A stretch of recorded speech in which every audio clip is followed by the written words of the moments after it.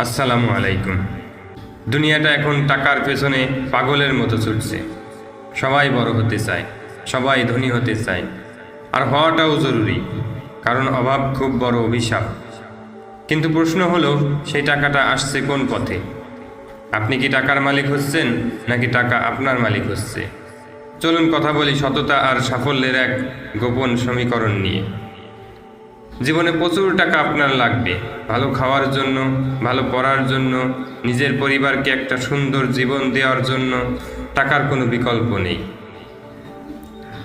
আমি বলবো না যে আপনি উপার্জনের চেষ্টা ছেড়ে দিন, কিন্তু মনে রাখবেন, অন্যায্য পথে আসা এক পাহাড় পরিমাণ টাকার চেয়ে সততার সাথে অর্জিত 1 টাকা অনেক বেশি শক্তিশালী।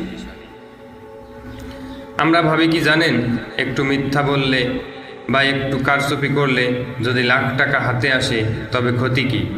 কেউ তো দেখছে না।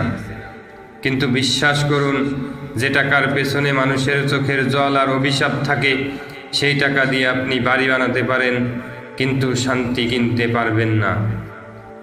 হারাম পথে আসা টাকা যেমন দ্রুত আসে, তেমনি নিয়ে যায় আপনার রাতের ঘুম আর মনের প্রশান্তি।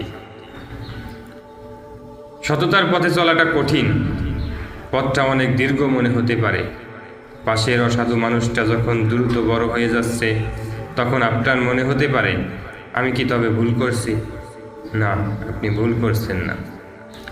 সততার সাথে যখন আপনি 1 টাকা আয় করবেন, সেই 1 টাকায় সৃষ্টিকর্তা এমন বরকত দেন যা কোটি টাকায় থাকে না। সেই উপার্জনে আপনার সন্তানদের মুখে যখন খাবার তুলে দেন, তখন তাদের রক্তে সততা মিশে থাকে।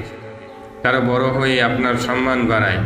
দিন শেষে আয়নায় নিজের চোখের দিকে তাকিয়ে বুক ফুলিয়ে বলতে পারা যে, আমি কারো হক মারিনি। এটাই তো পৃথিবীর সবচেয়ে বড় বিলাসিতা। প্রচুর উপার্জন করুন, আকাশ ছোঁয়ার স্বপ্ন দেখুন, কিন্তু আপনার পায়ের তলার মাটিটা যেন হয় সততার।